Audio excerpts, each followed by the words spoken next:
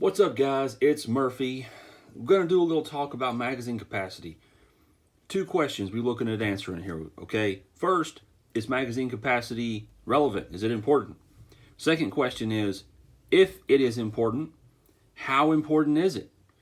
Is there something going on? Whatever. We're going to look into that to kind of do a deep dive. So, over the last few years,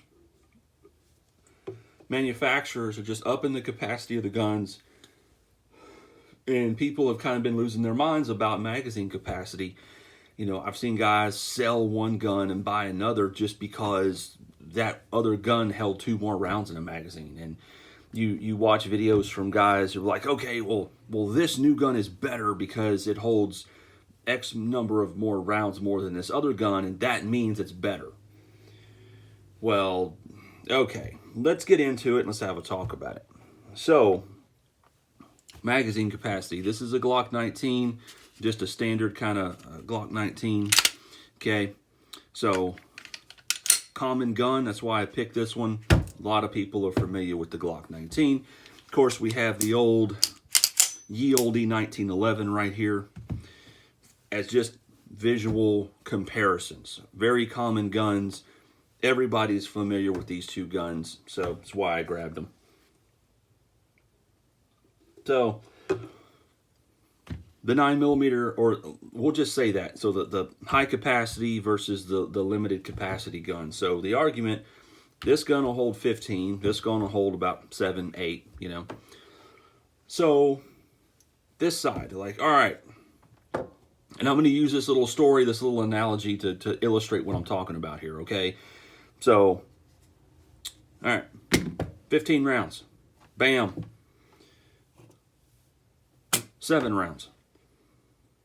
Well, this is obviously better. 15, 7, twice the number of rounds.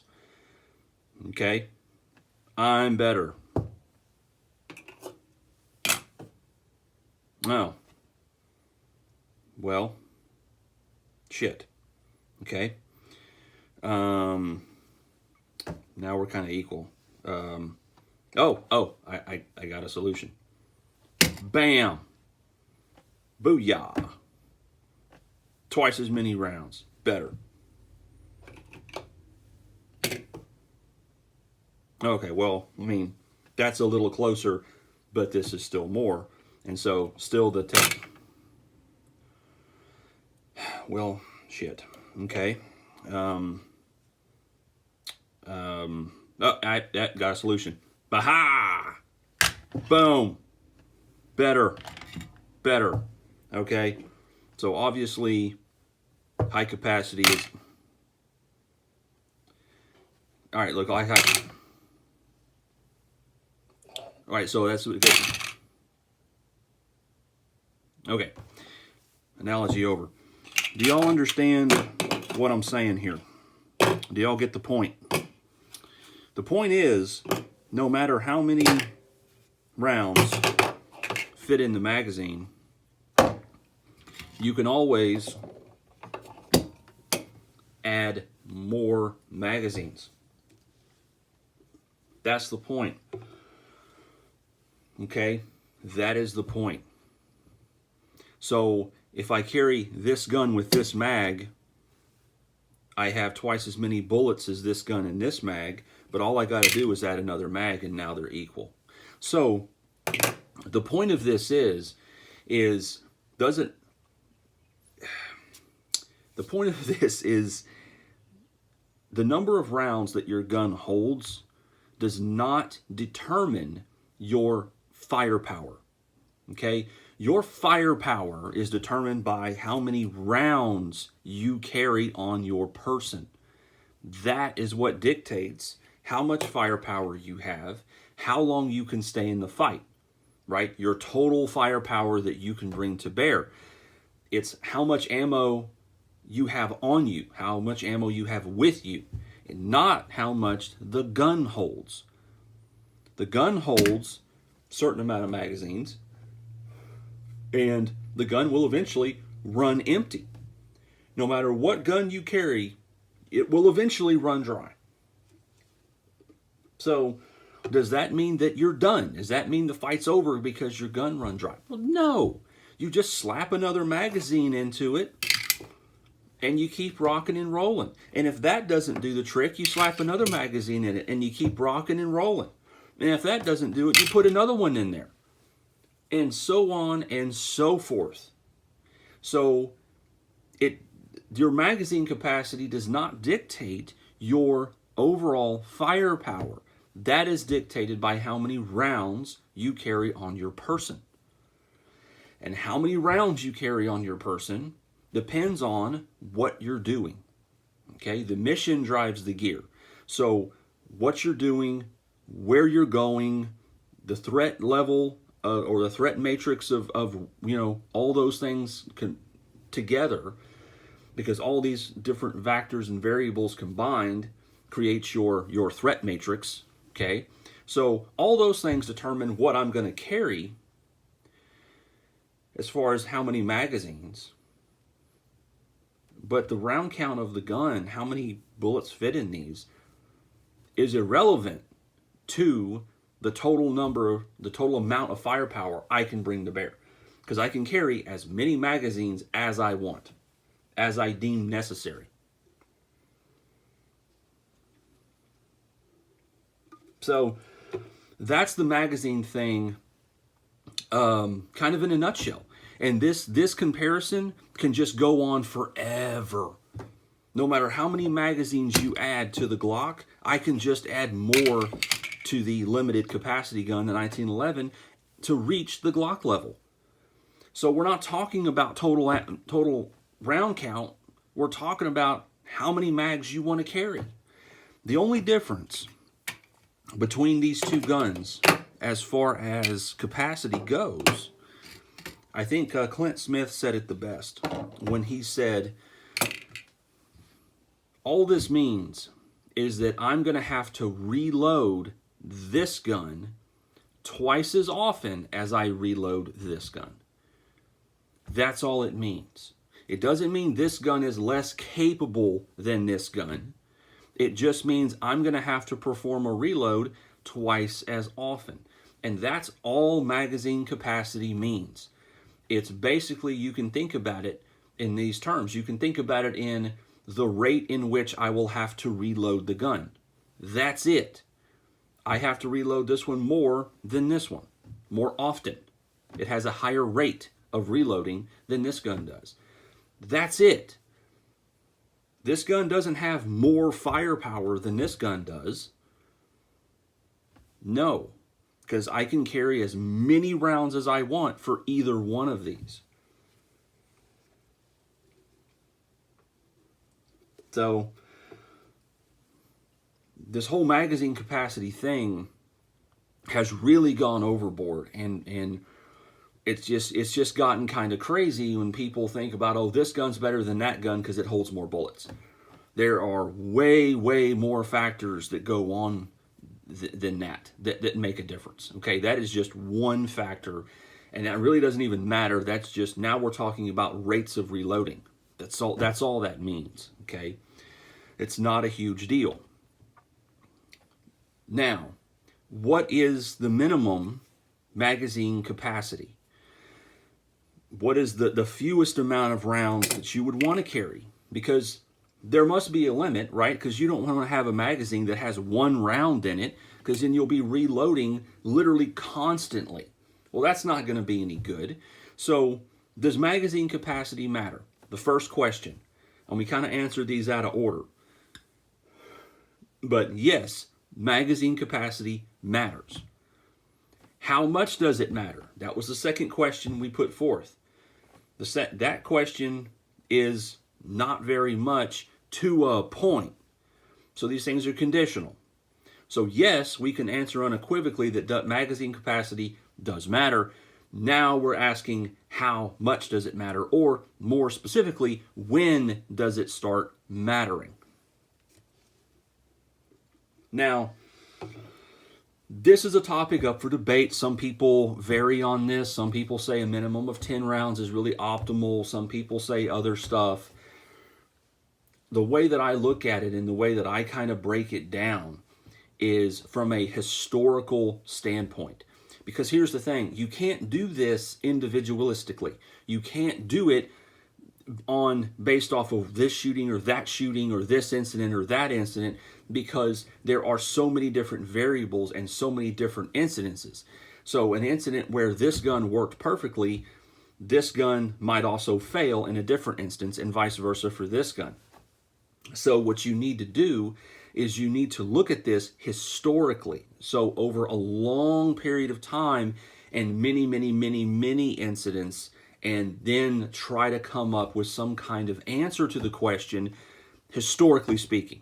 Okay, so that's how I look at the question of, well, how many rounds is the minimum? Like, we know magazine capacity is important to a point, right? Because you don't want a mag of 2 rounds, right? But when is the point of not the point of no return, but the point of diminishing returns? When does that kind of start, right? When does the point of diminishing returns kind of start? Now, when you look at this question historically, what you'll find is the answer is about 7-8 rounds is kind of the minimum. Now, how do we come up with that? How did I come up with that? And the answer is literally staring you in the face. This gun, this is the 1911, okay? Historically has held 7 rounds in a mag. And was the gun for the U.S. military for 70 years. Has been in service in the military in some form or fashion for over 100. Carried by police officers, private civilians. This gun has been carried for over 100 years. It has seen use in every single continent in the world. And for over 100 years, it has worked. It has performed. It has done what it needs to do with a 7-round magazine. So if you want to look in terms of historically, I mean, over 100 years of data, that's a lot of data. And over 100 years has proven that the 1911 with its 7-shot magazine is adequate. It will get the job done. And so I kind of put the limit at 7 rounds. That's about the minimum I want my magazine to hold.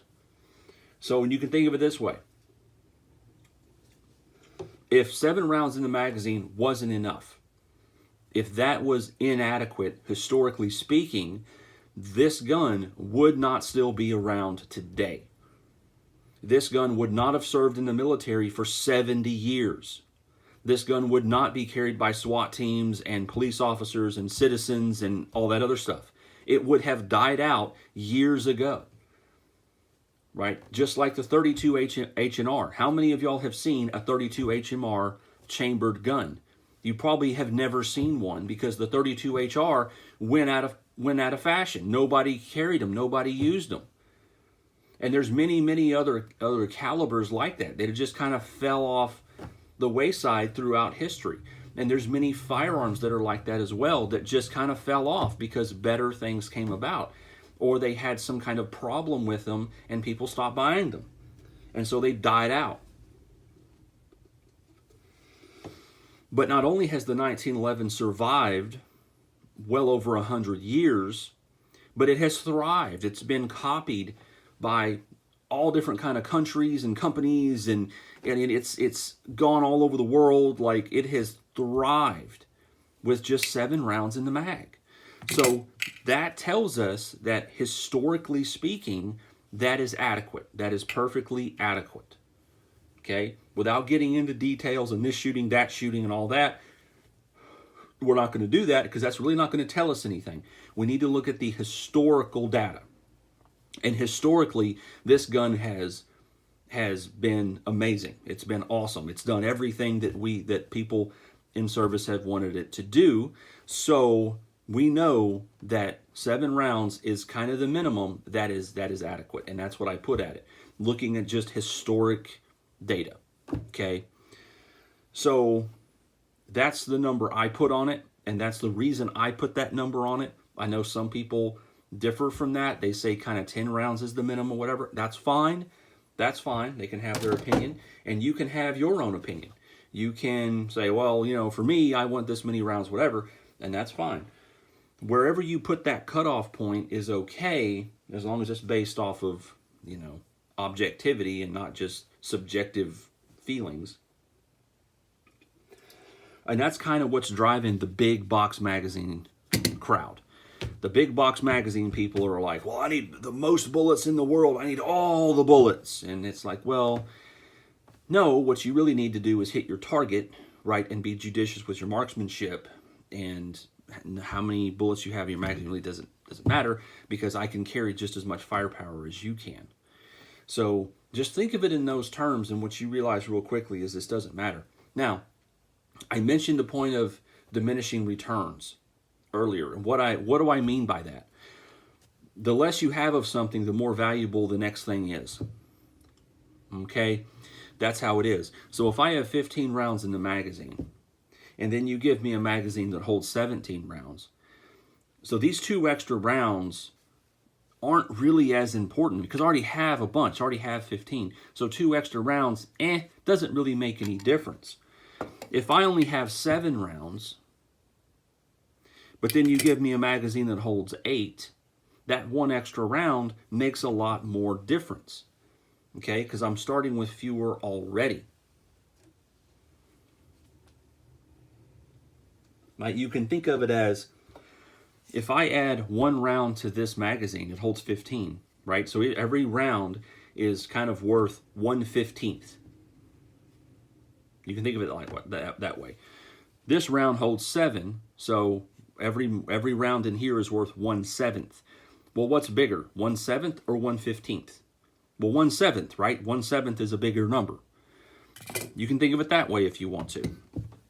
But once you get to a certain round count, anything over that really doesn't really change the game that much, right?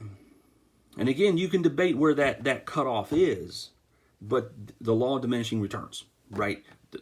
Once you have so many, an extra 1 or 2 ain't going to make any difference, which is why these people that put like extended base plates on their mags and stuff, it's like, you know, I mean, cool if you just want to go run and gun, but I don't see the point in it, really.